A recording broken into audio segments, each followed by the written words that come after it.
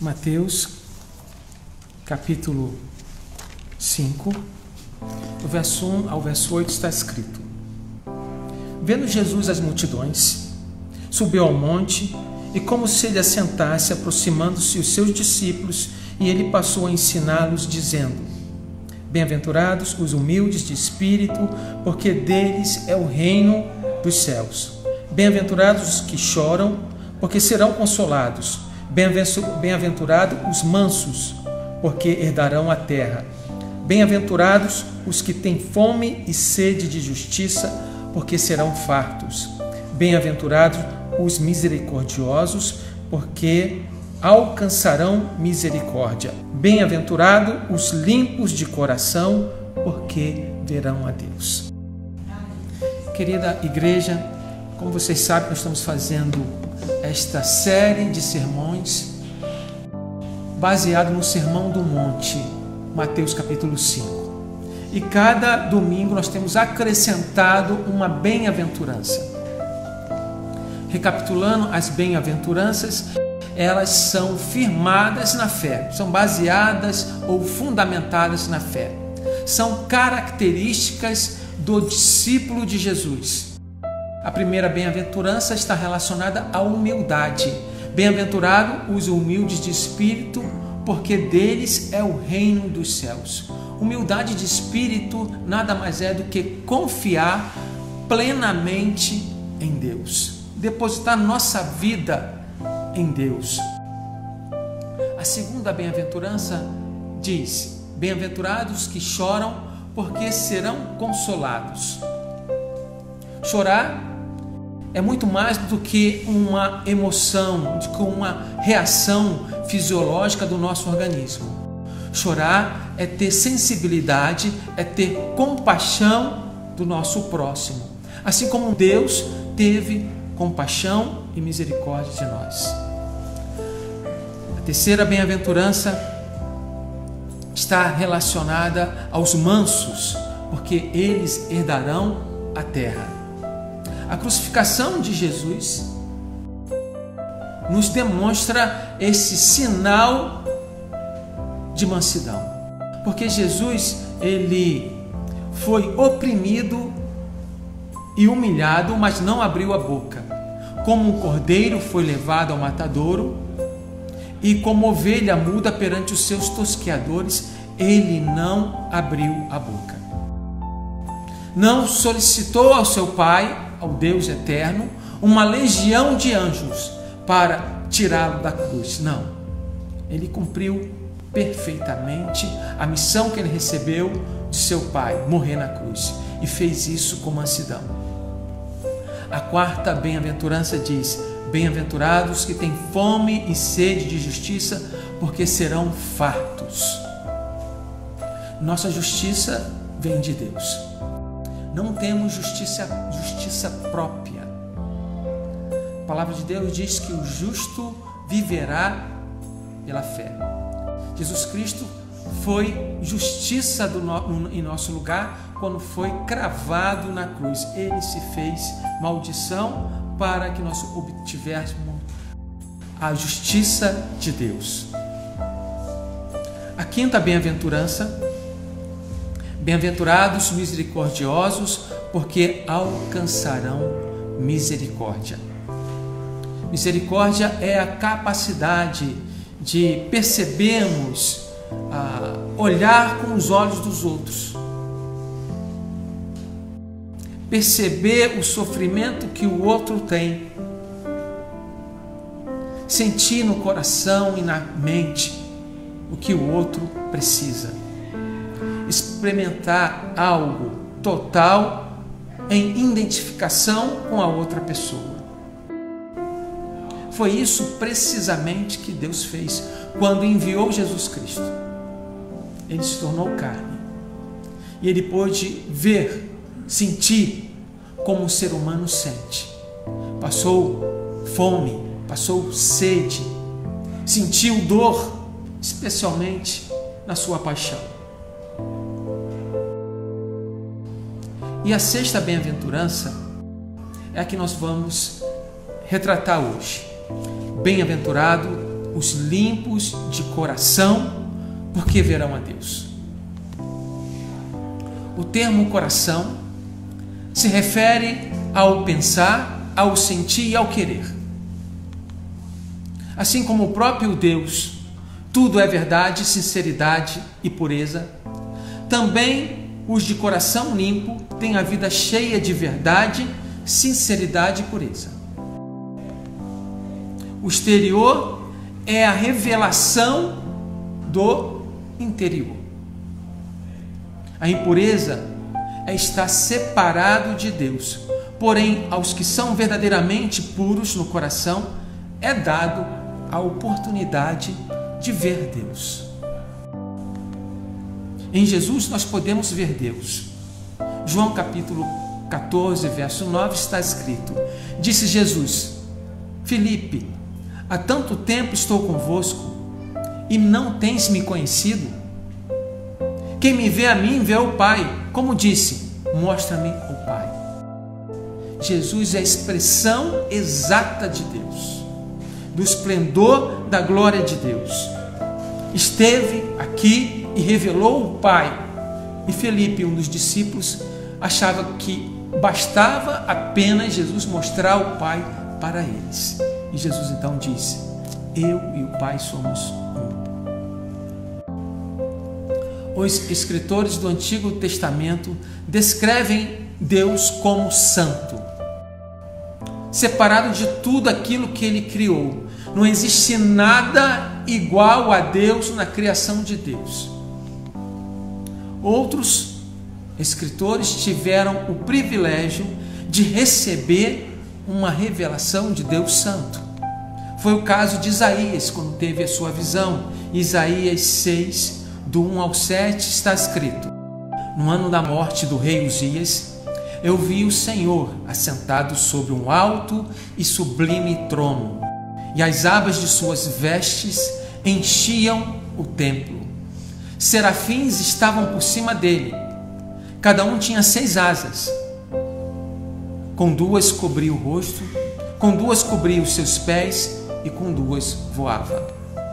E clamava uns aos outros, dizendo: Santo, Santo, Santo é o Senhor, Deus dos exércitos. Toda a terra está cheia de sua glória. As bases do limiar se moveram à voz do que clamava, e a casa encheu-se de fumaça. Então disse eu: ai de mim, estou perdido, porque sou homem de lábios impuros. Habito no meio de um povo de impuros lábios, e os meus olhos viram o Rei, o Senhor dos exércitos. Então um dos serafins voou para mim, trazendo na mão uma brasa viva, tirada do altar com uma tenaz. E com a brasa tocou minha boca e disse: eis que ela tocou os teus lábios. Tua iniquidade foi tirada, e perdoado o teu pecado. A visão de Deus era algo terrível, algo que remetia à morte. Os judeus, quando Deus se revelava a Moisés no Monte Sinai, onde o próprio Monte Sinai estremecia e fumegava, o povo não queria chegar nem perto. O profeta Isaías teve essa percepção, e por ele reconhecer o seu estado de miséria e pecado, ele pensou que iria morrer.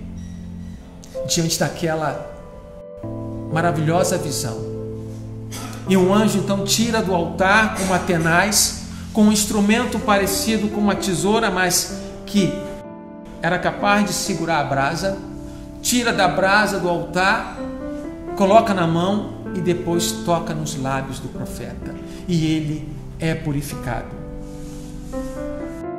Jesus fez isso justamente conosco. Na cruz, ele tomou o nosso lugar, perdoando os nossos pecados. Está escrito em 1 João capítulo 1, verso 9: se confessarmos os nossos pecados, ele é fiel e justo para nos purificar de toda injustiça. Deus, em sua misericórdia, nos purifica e nos santifica. O Salmo 24, muito conhecido, versos 3 e 5, está escrito: quem subirá ao monte do Senhor? Quem há de permanecer no seu santo lugar?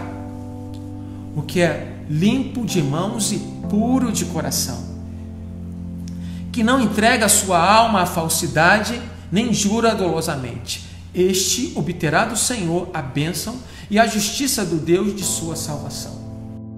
Quando eu era adolescente e lia esse salmo, eu falava: puxa, como que eu vou estar na presença de Deus? Porque o meu coração não é puro. E a palavra de Deus diz que tem que ter as mãos limpas e o coração puro. Como que eu vou subir e estar na presença desse Deus tão santo? Mas não é que as minhas mãos e o meu coração são atitudes, tanto exteriores como interiores, mas que não dependem de mim. Dependem sim do que Cristo fez na cruz. Por isso, nele nós somos purificados, nele nós somos perdoados, e então assim podemos nos apresentar diante de Deus, porque Cristo pagou um alto preço na cruz. Interiormente, muitas vezes nós choramos por causa do nosso pecado, e por graça nós fomos alcançados. Sem rebelar-me com Deus, devemos nos aquietar na mansidão de Cristo. Em Jesus, Deus matou nossa fome e nossa sede de justiça.